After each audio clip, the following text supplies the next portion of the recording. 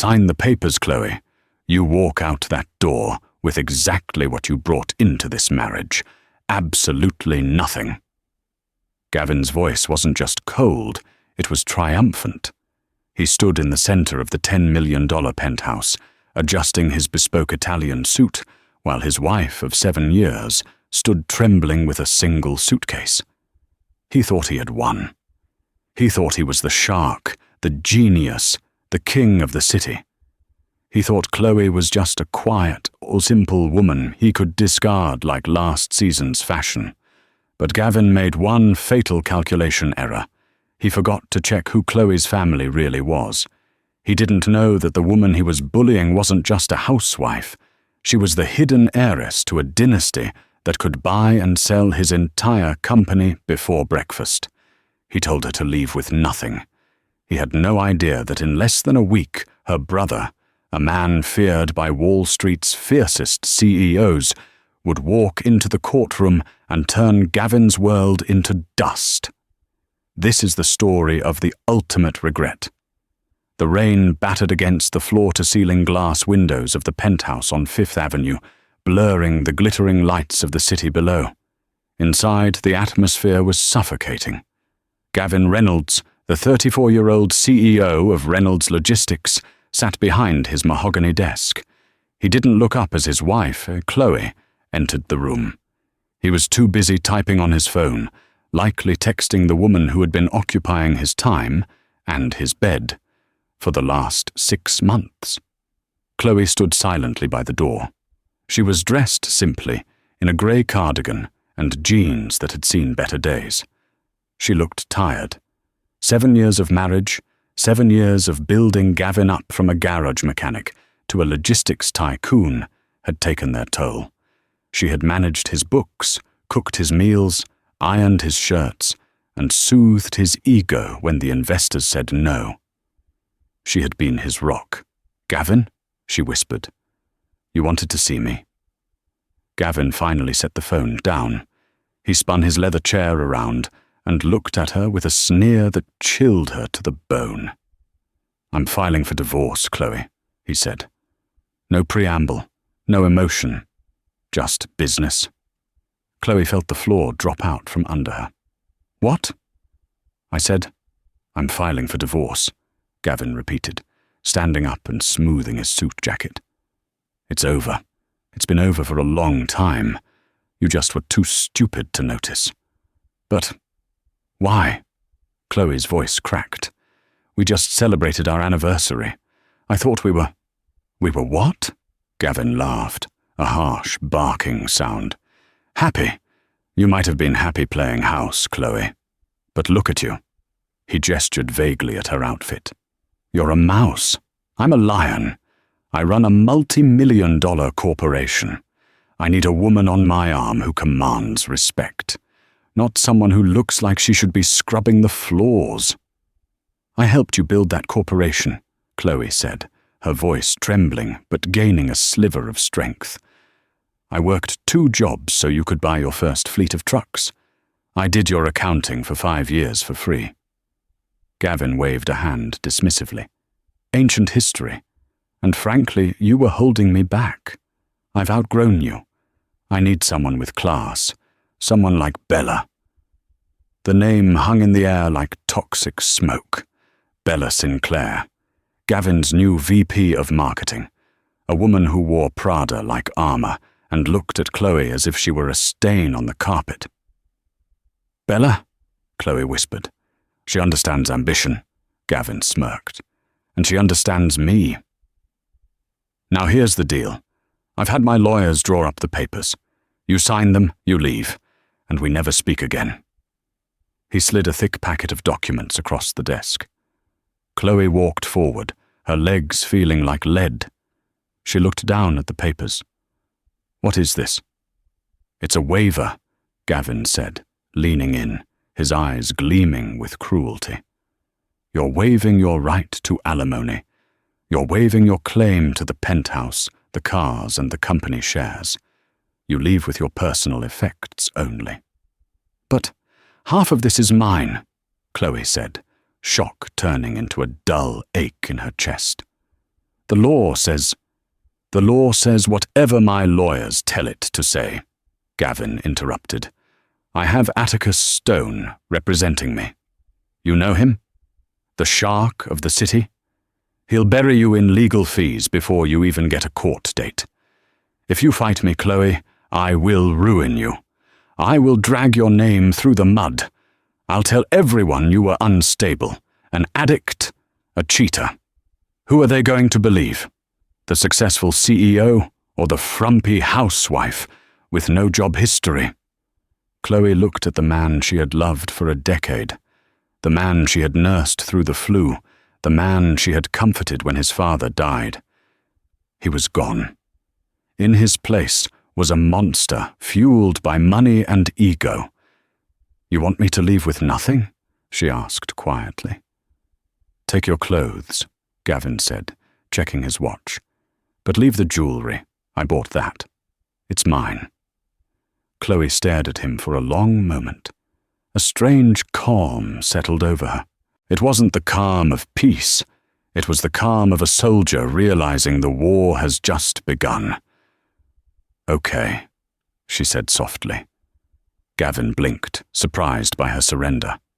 Okay, I'll sign, she lied, but not tonight. I need to pack. You have 1 hour, Gavin snapped. Bella is coming over at 8. I want you gone by then. Chloe went to the master bedroom. She didn't cry. The shock was too deep for tears. She pulled out a single battered suitcase, the same one she had used when they moved into their first tiny apartment years ago. She didn't pack the designer dresses Gavin had forced her to buy for galas. She didn't pack the diamond earrings. She packed her jeans, her old sweaters, her comfortable sneakers. She packed a framed photo of her parents, who had passed away when she was 20. She walked into the bathroom and looked at herself in the mirror. Gavin was right about one thing. She looked tired. She had made herself small to make him feel big. She had dimmed her light so he could shine. She walked back out to the living room exactly 55 minutes later. Gavin was pouring a glass of scotch. He looked at her suitcase and sneered. Good, you're learning. I'm leaving the keys on the table, Chloe said. Don't expect a check, Gavin called out as she reached for the door handle. I'm cancelling your credit cards in the morning. Good luck flipping burgers, Chloe. It's about all you're qualified for. Chloe paused. Her hand tightened on the brass handle of the heavy oak door. She didn't turn around. You really think money is what makes a person powerful, Gavin? She asked, her voice low. It's the only thing that matters, he scoffed. Now get out. You're depressing the property value. Chloe opened the door and walked out. The elevator ride down the 40 floors was silent. When the doors opened to the lobby, the doorman, an older man named Henry, tipped his hat. Good evening, Mrs. Reynolds. Taxi? No, thank you, Henry, she said with a sad smile. And it's just Chloe now. She walked out into the cold rain. She didn't have an umbrella. She walked 3 blocks until she found a small, covered bus stop. She sat on the metal bench, shivering, her suitcase wet against her leg. She reached into her pocket and pulled out a burner phone. It wasn't the iPhone Gavin paid for. It was an old, cheap flip phone she had kept hidden in a shoebox for 6 years. She turned it on. The battery was low, but it had enough juice. There was only one number saved in the contacts.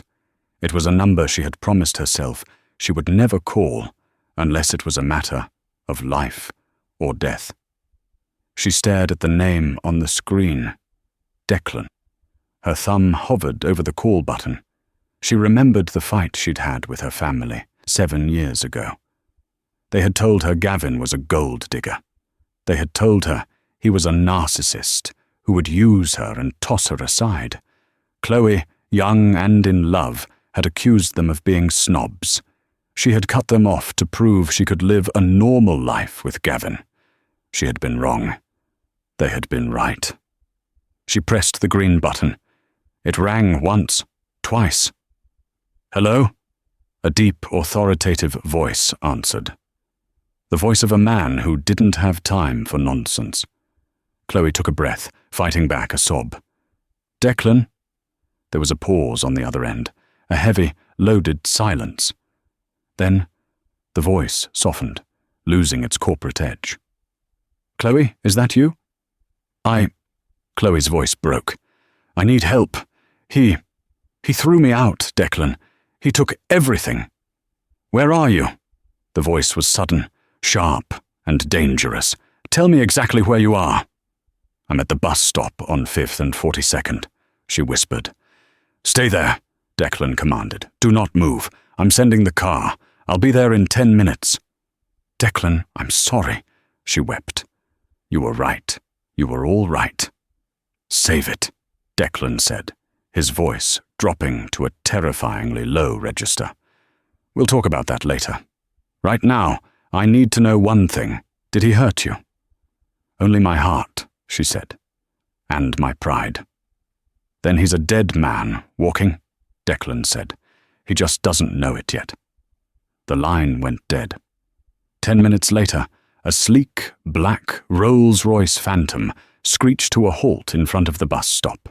It was followed by 2 black SUVs. Pedestrians stopped and stared. This was the kind of motorcade reserved for heads of state or royalty. The back door of the Rolls-Royce flew open. A man stepped out, ignoring the rain soaking his thousands of dollars suit. He was tall, broad-shouldered, with piercing blue eyes and a jawline that looked like it was carved from granite. Declan Mercer, the CEO of Mercer Global Holdings, a man whose net worth was estimated in the billions, a man who bought companies like Gavin's just to strip them for parts, and he was Chloe's older brother. He crossed the sidewalk in 3 strides. When he saw Chloe shivering on the bench, soaking wet, his face twisted in a mixture of agony and rage. Chloe, he breathed. He pulled her into a crushing hug. Chloe finally let go. She sobbed into his expensive cashmere coat, letting 7 years of suppressed emotion pour out. I've got you, Declan murmured into her hair. I've got you. You're safe now. He ushered her into the back of the warm car. He grabbed a thick blanket from the seat and wrapped it around her. He signaled to one of his security guards, a massive man named Riggs. Get her bag, Declan ordered. As the car pulled away, merging smoothly into the traffic, Declan poured Chloe a cup of hot tea from a thermos.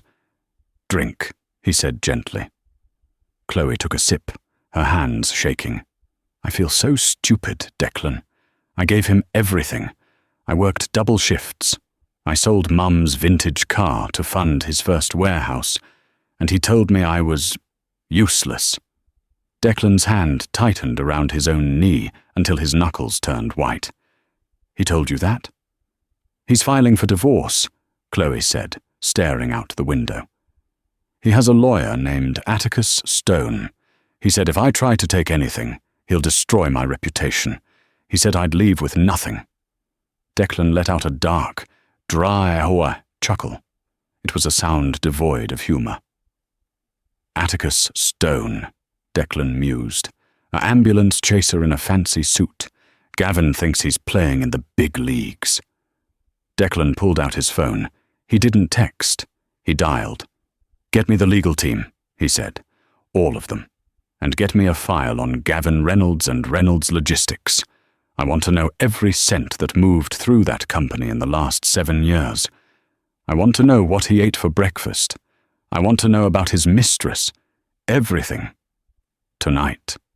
He hung up and looked at his sister. Chloe, look at me. She turned her red-rimmed eyes to him. You are a Mercer, he said firmly. We don't get destroyed. We don't get cast aside. We own the board. I don't want his money, Declan, Chloe said wearily. I want justice. He treated me like I was garbage. You won't just get justice, Declan promised. You're going to get an education in power.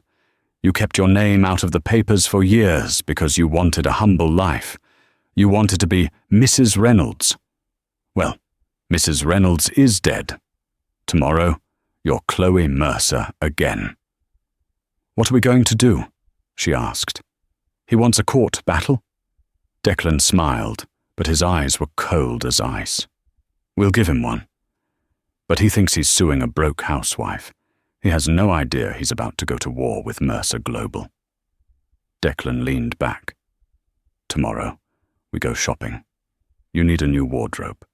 And then, we're going to pay a visit to a lawyer. Not just any lawyer.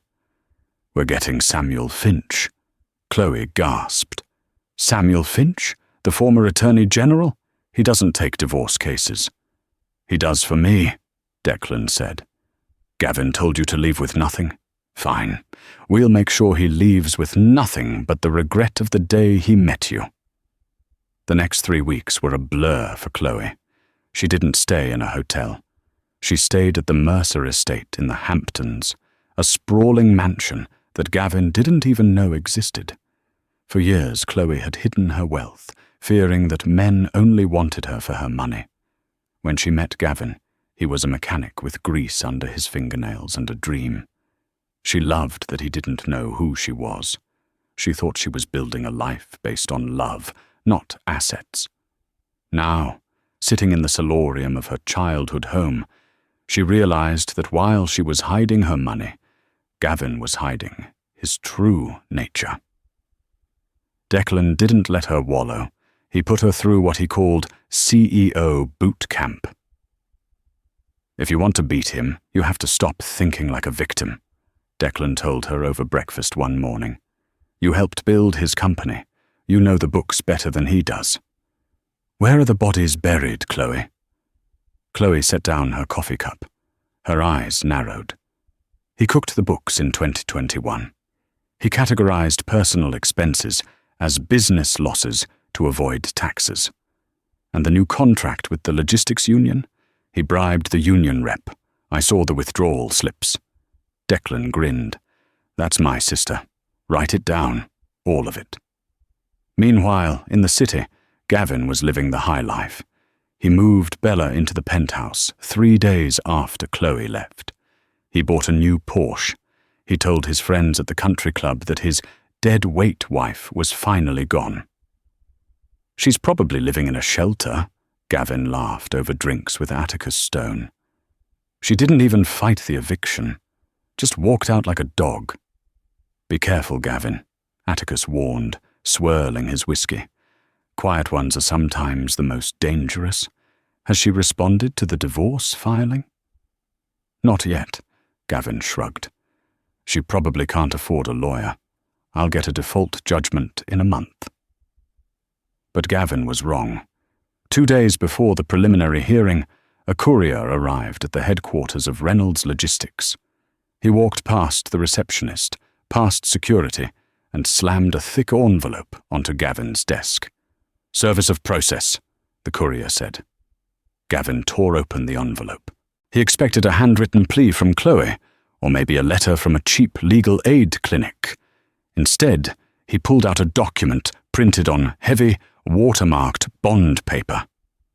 The header at the top read, "Finch, Blackwood and Associates." Gavin's hands started to shake. "Finch? Samuel Finch? That firm charged $2,000 an hour. How could Chloe afford a consultation, let alone representation?" He read the first paragraph. "Respondent, Chloe Mercer, formerly Reynolds, hereby countersues for full ownership of Reynolds Logistics, citing fraud, embezzlement, and breach of fiduciary duty." "Mercer?" Gavin whispered. "Why does it say Chloe Mercer?" He buzzed his secretary. "Get me Atticus Stone, now." When Atticus heard the name on the paperwork, he went silent on the phone. "Atticus!" Gavin shouted. "What is going on? How did she get Samuel Finch?" "Gavin," Atticus said, his voice unusually high. "You didn't tell me her maiden name was Mercer." "So what? It's a common name." "Not in this city," Atticus snapped.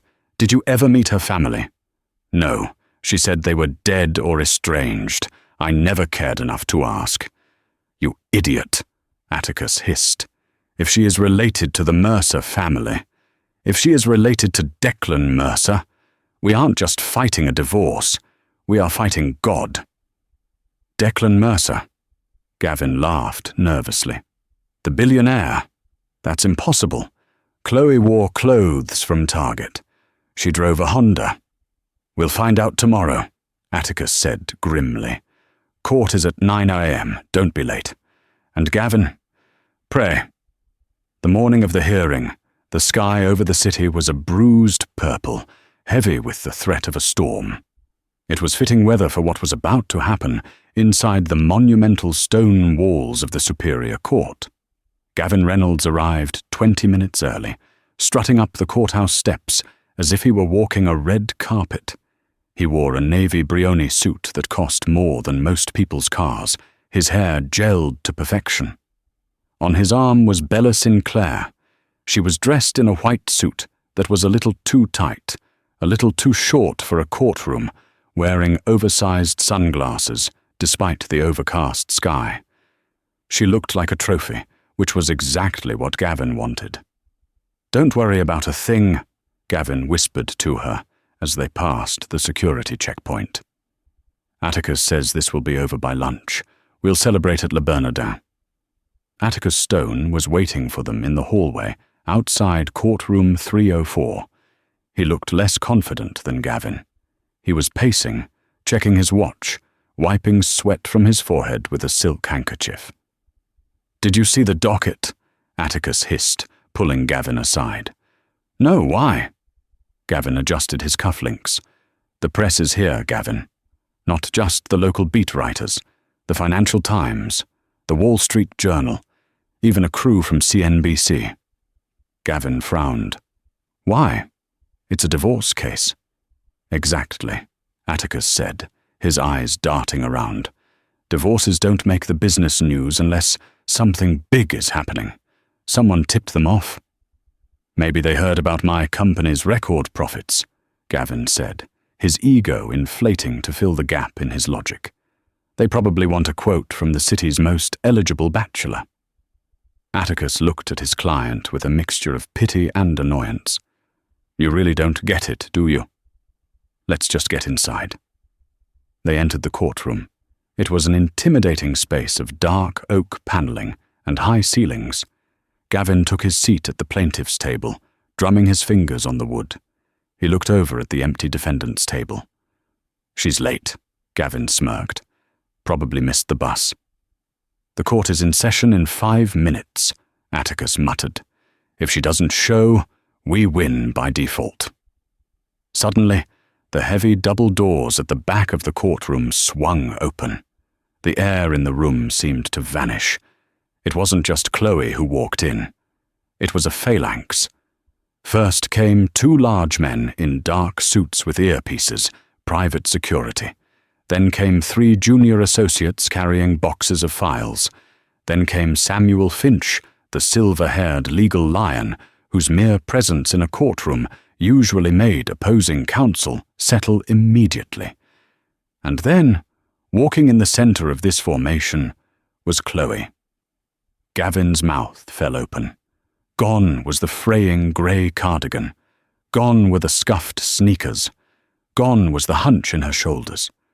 Chloe was wearing a tailored black sheath dress that screamed understated power, the kind of clothing that has no labels because it was made specifically for the wearer. A single strand of pearls rested against her throat, pearls so large and lustrous they caught the dim courtroom light. Her hair, usually pulled back in a messy ponytail, was blown out in sleek, honey-colored waves. She didn't look at Gavin. She didn't even acknowledge his existence. She walked with a fluid, terrifying grace to the defense table and sat down. She looked like a queen arriving to watch an execution. Is that Chloe? Bella whispered, lowering her sunglasses. Where did she get that dress? That's vintage Chanel. I don't know, Gavin stammered. He felt a cold prickle of unease on the back of his neck. She must have maxed out the credit cards before I cut them. "All rise," the bailiff bellowed. Justice Whitman entered the room. He was a stern man with a reputation for having zero patience for theatrics. He took his seat and adjusted his glasses. "Case number 49201, Reynolds versus Reynolds," Justice Whitman intoned. "We are here for a preliminary hearing on asset division and spousal support. Mr. Stone, you may begin." Atticus Stone stood up. He was a good lawyer, aggressive and slippery, but he looked small next to the team on the other side of the aisle. "Your Honor," Atticus began, putting on his best show of confidence. "My client, Mr. Gavin Reynolds, is the sole proprietor and creative force behind Reynolds Logistics. He built this company from the ground up. The respondent, Mrs. Reynolds, has made no significant financial contribution to the marriage or the business. In fact, her instability and lack of employment have been a drain on my client's resources.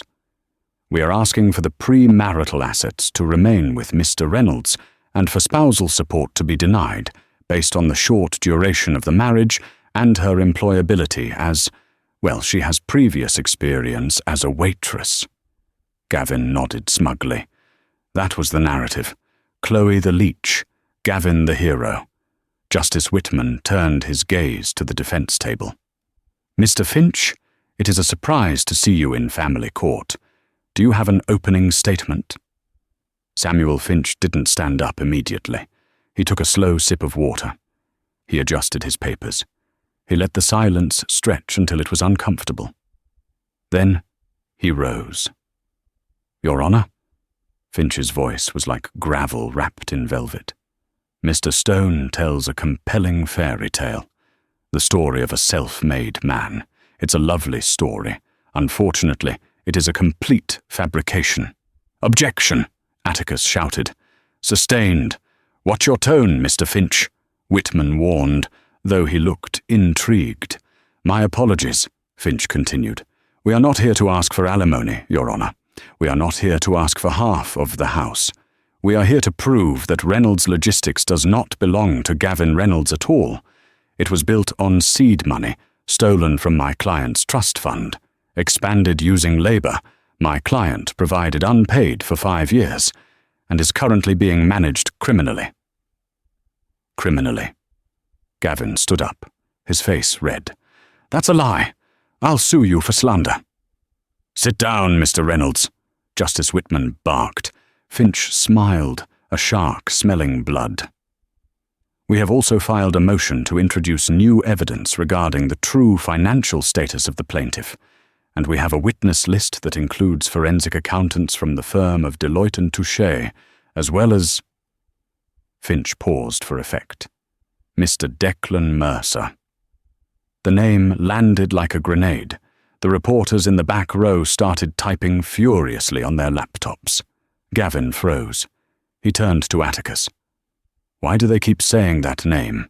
Declan Mercer, the guy who owns half the shipping industry." Atticus was pale. He was staring at Chloe. He was looking at the pearls. He was looking at the way she held her head. The pieces were clicking into place for the lawyer, even if Gavin was too dense to see them. "Gavin," Atticus whispered, his voice trembling. "What was Chloe's maiden name?" "I told you I don't remember. She never talked about her family." "Check the marriage license," Atticus hissed. Before Gavin could respond, Finch continued.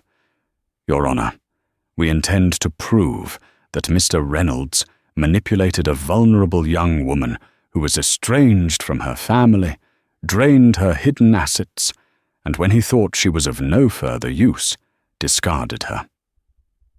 But he failed to realize one thing. Chloe Reynolds is actually Chloe Mercer, and the Mercer family takes care of its own. The courtroom erupted. Justice Whitman banged his gavel. "Order! Order in this court!" Gavin stared at his wife.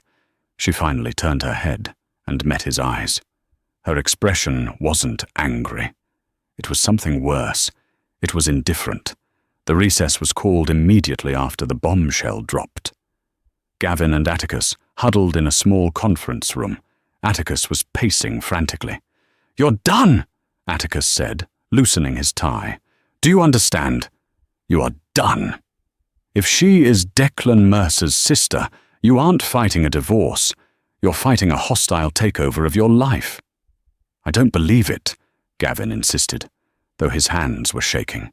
"It's a trick. If she was rich, why did she scrub floors? Why did she drive that beat-up Civic? Why did she let me yell at her about the grocery budget?" "Because she loved you, you moron," Atticus shouted.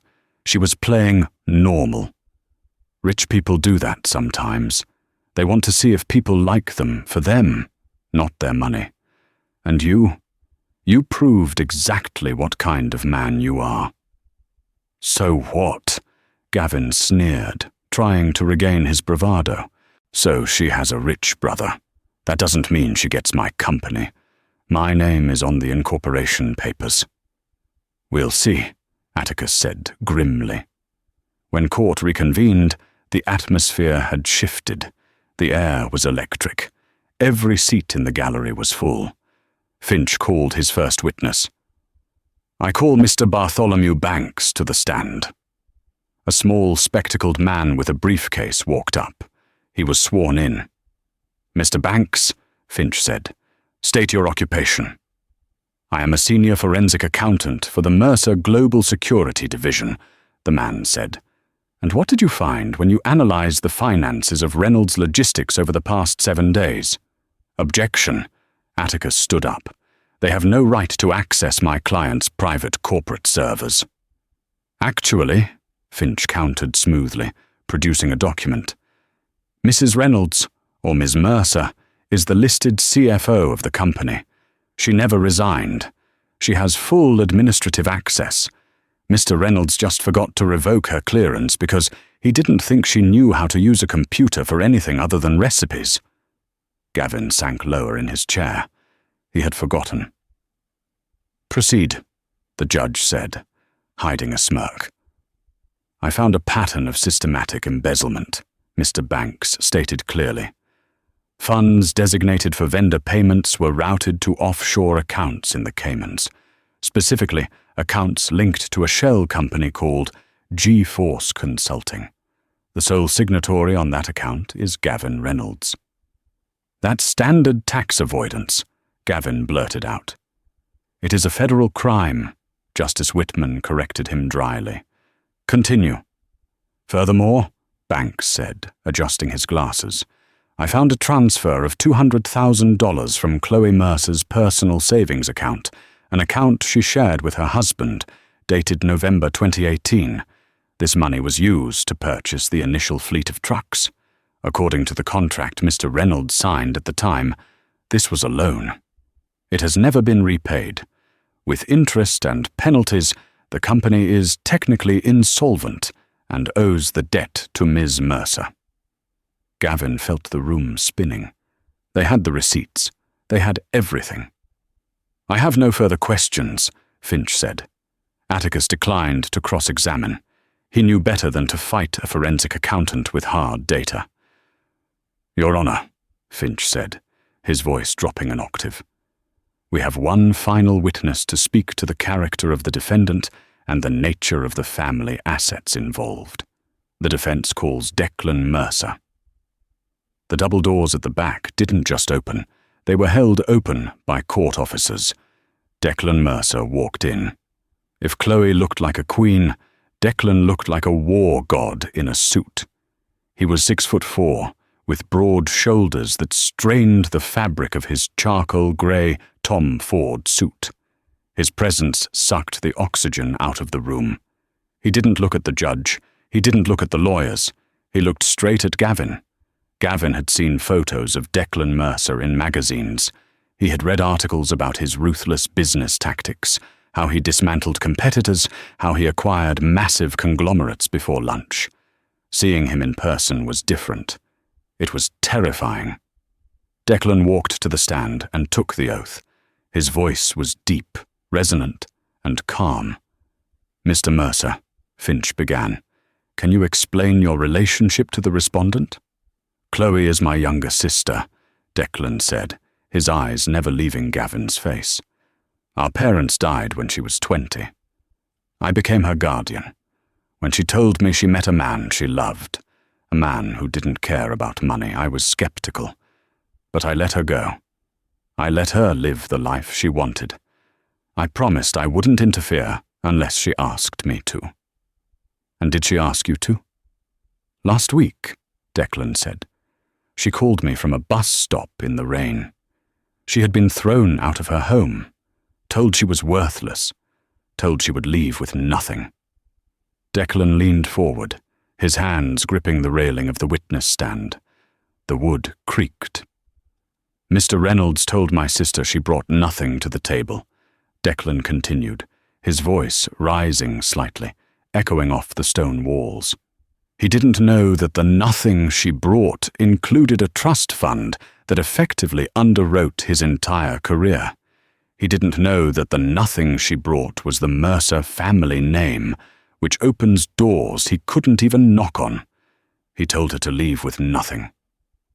Declan paused, and a cruel, cold smile touched his lips. So I am here to ensure that his wish is granted. He wanted a divorce where one party leaves with nothing. I intend to make sure that party is him.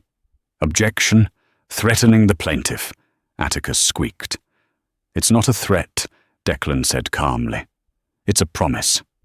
As of this morning, Mercer Global has purchased the outstanding debt of Reynolds Logistics from its creditors. We have called in the loans. The company is ours. The penthouse is collateral. The car outside. Declan glanced at Gavin. The Porsche? The bank repossessed it 10 minutes ago. Gavin leapt to his feet. You can't do that. That's my company. It was your company, Declan corrected. Now it's a subsidiary of Mercer Global, and I'm appointing a new CEO, Chloe. Gavin looked at Chloe. She was staring forward, her face impassive. Chloe! Gavin screamed, desperation clawing at his throat. Chloe, tell them. Tell them we built this together. You can't let him do this to me. I'm your husband. Chloe slowly stood up. The courtroom went silent. She turned to look at Gavin. Her eyes were dry, clear, and hard as diamonds. You're right, Gavin, she said, her voice steady. We did build it together. But you told me I was holding you back. You told me you needed someone with class, someone with ambition. She glanced at Bella, who was currently trying to inch away from Gavin on the bench. I'm giving you exactly what you wanted, Chloe said. I'm leaving, and I'm taking my nothing with me, which just happens to be everything you thought you owned. Mr. Finch, Justice Whitman interrupted, looking at the chaos. In light of the evidence regarding embezzlement and the acquisition of the company's debt, I am inclined to grant an immediate freezing of all assets belonging to Mr. Reynolds pending a criminal investigation. Criminal? Gavin squeaked. Fraud is a serious charge, son, Justice Whitman said. Bailiff, take Mr. Reynolds into custody until the district attorney arrives. 2 officers moved toward Gavin. No! No! Gavin shouted as they grabbed his arms. Bella! Call someone! Bella! Gavin looked back. Bella was already gone. She had slipped out the back door the moment the word insolvent was mentioned. Chloe! Gavin begged as they dragged him toward the side door. Baby, please! I love you! I was just stressed. We can fix this. Chloe didn't answer. She turned to her brother. Declan stepped down from the stand and held out his arm. Shall we? Declan asked. Let's go home, Chloe said, taking his arm. They walked out of the courtroom together, leaving Gavin Reynolds screaming in the grip of the bailiffs, his empire of cards collapsing around him. But the story wasn't quite over.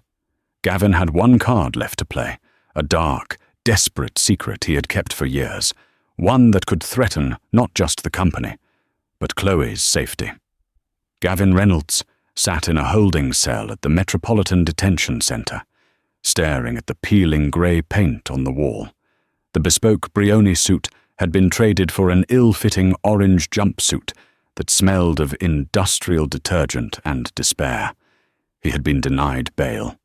Justice Whitman had seen to that, citing Gavin as a significant flight risk given the millions missing from the company accounts. But for Gavin, the immediate problem wasn't the fraud charges. It wasn't the divorce. It wasn't even the humiliation of seeing Chloe walk away on the arm of a billionaire. It was the timeline. He checked the plastic clock on the wall. It was Tuesday. He had a payment due on Friday. When Gavin had told Chloe he was a lion, he was lying. He was a scavenger.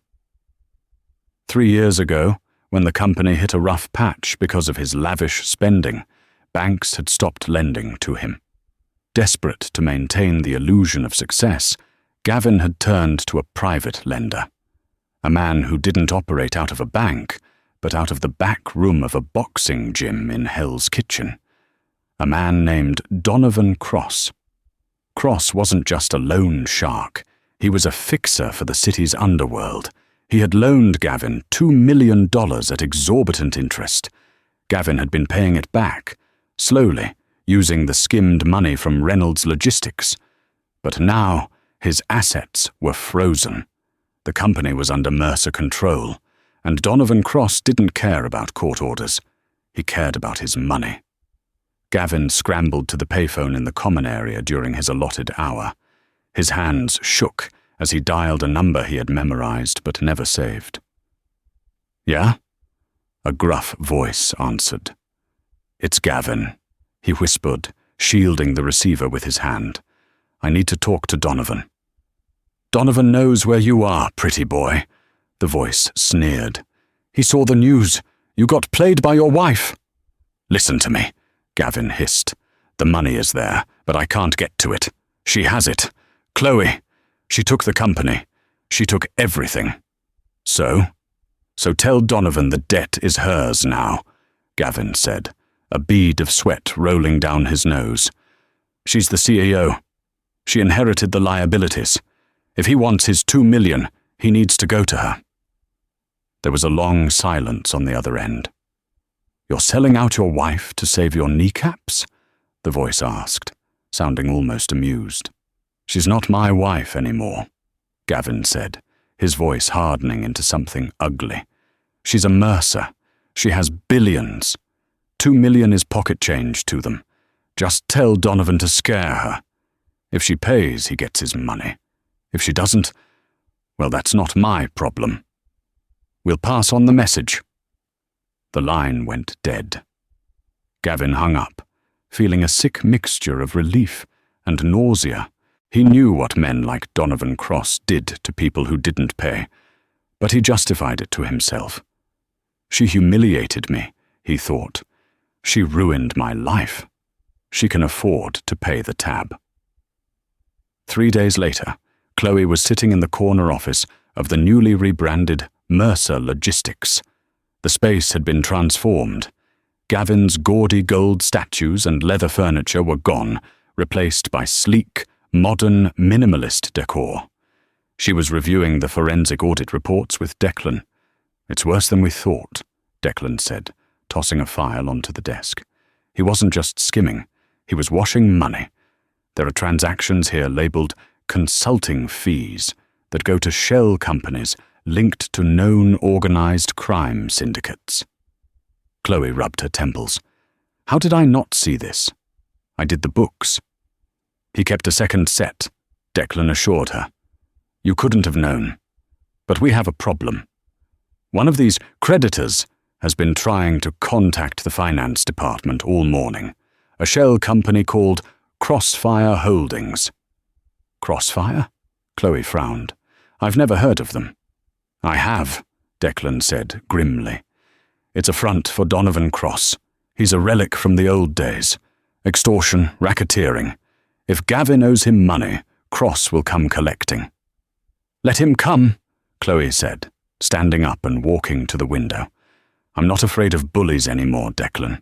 Gavin was a bully. Cross is just a bully with a criminal record. These men are dangerous, Chloe. I'm doubling your security detail." "No," Chloe said, turning around. If we hide, we look weak. If we look weak, the stock drops, and Gavin wins. We handle this like Mercers. And how do Mercers handle loan sharks? Declan asked, raising an eyebrow. We invite them to a meeting, Chloe said coldly. The meeting was set for midnight at one of the company's empty warehouses on the docks, neutral ground. It was a scene straight out of a noir film. The rain was pouring down, drumming relentlessly on the corrugated metal roof. Chloe stood in the center of the vast, empty space. She wore a white trench coat, standing out like a beacon in the gloom. Behind her stood Declan, looking relaxed but ready to kill, and Riggs, the head of security, along with 4 other armed guards who blended into the shadows. A black SUV rolled into the warehouse, its headlights cutting through the darkness. 3 men stepped out. The man in the middle was older, with silver hair and a scar running down his cheek. Donovan Cross. He walked toward Chloe, flanked by 2 massive bodyguards. He stopped 10 feet away, looking her up and down. Mrs. Reynolds, Cross said, his voice like grinding stones. Or is it Miss Mercer now? It's Ms. Mercer, Chloe corrected. And I understand you believe my company owes you money.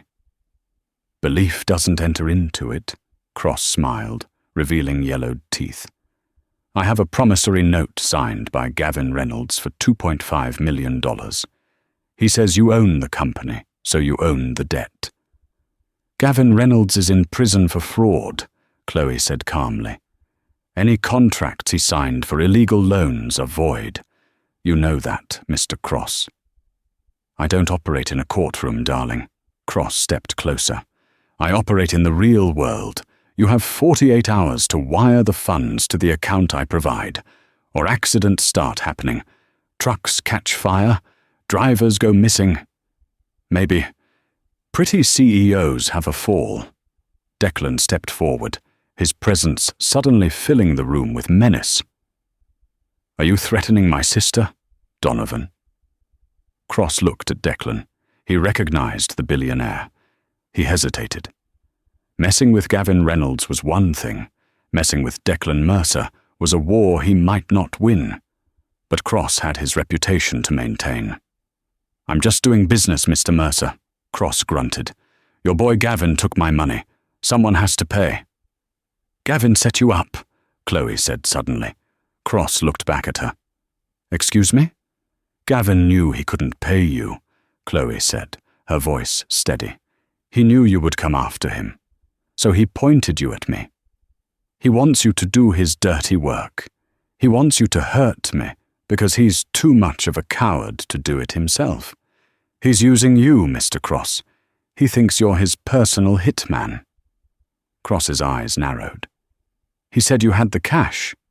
I do, Chloe said, but I don't pay extortion fees. However, she reached into her coat pocket.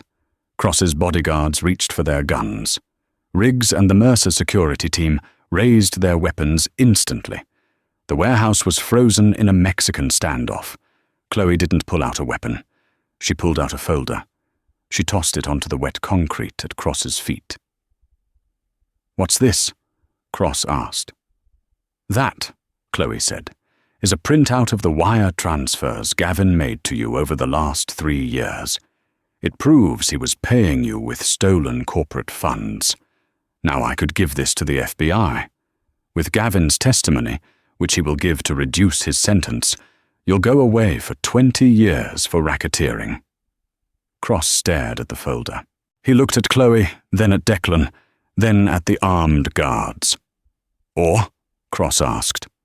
Or, Chloe continued, you realize that Gavin Reynolds is a loose end. He's the one who owes you. He's the one who talked. He's the liability.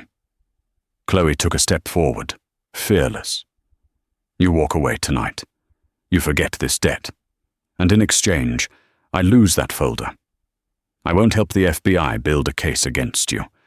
But Gavin, he's all yours.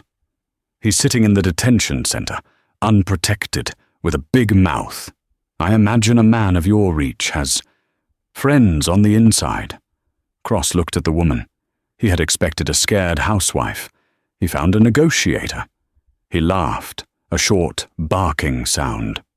"You're cold, lady," Cross said, kicking the folder away. "Ice cold. I like it." He signaled to his men. They lowered their guns. "The debt is cancelled," Cross said. "Consider it a bad investment on my part. As for Mr. Reynolds, I don't like rats, and I don't like being used." "Good night, Mr. Cross," Chloe said. Cross got back into his SUV. As the car reversed, he rolled down the window. "Tell Gavin I'll be seeing him, sooner than he thinks." The SUV peeled out of the warehouse, disappearing into the rainy night. Declan let out a breath he had been holding. He looked at his sister with newfound awe. "You just negotiated with the head of the Westies," Declan said. "And you got him to target Gavin." "Gavin wanted a twist," Chloe said, buttoning her coat. "I just gave him one." 2 weeks later, the divorce was finalized. It was a quiet affair. Gavin didn't show up. He couldn't. News had broken from inside the Metropolitan Detention Center.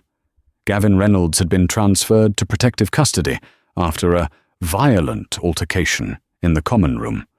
Rumor had it that he had been cornered by inmates with connections to the Cross Syndicate. He wasn't dead, but he was badly beaten, and he was living in absolute terror, locked in a solitary cell for his own safety, 23 hours a day. He had lost his freedom. He had lost his company, and now he had lost his peace of mind forever. He would spend the next 10 years looking over his shoulder, knowing that the moment he stepped out of line, the debt would be collected. Chloe, meanwhile, was soaring. She stood on the balcony of the penthouse, the same penthouse Gavin had thrown her out of. She had bought it back from the bank at auction, just to prove a point. She had gutted the interior, removing every trace of Gavin's tacky influence. It was a clear, crisp autumn evening. The city lights twinkled below like a carpet of diamonds. The doorbell rang. Chloe walked to the door and opened it. It was Declan. He was holding a bottle of vintage champagne and a copy of Forbes magazine.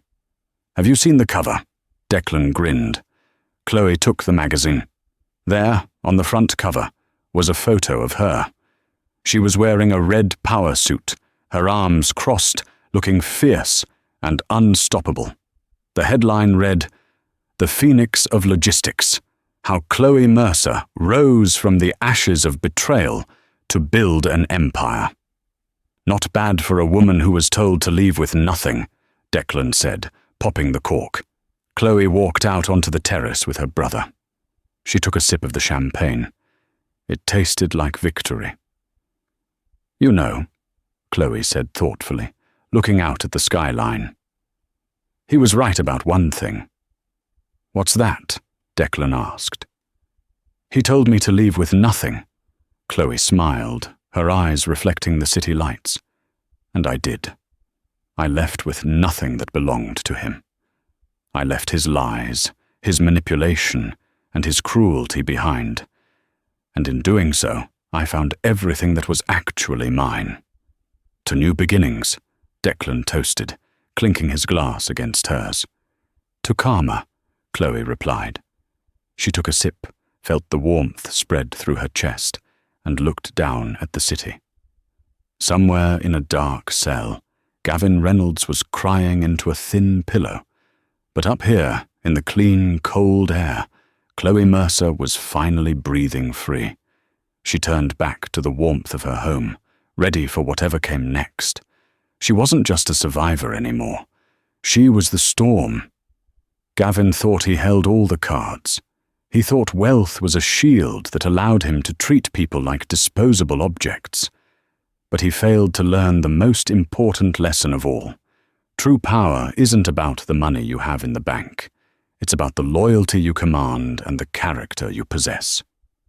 Chloe stripped him of his assets, but it was his own arrogance that stripped him of his freedom. In the end, the nothing she left with became the foundation of an empire, while Gavin was left with exactly what he gave her: emptiness.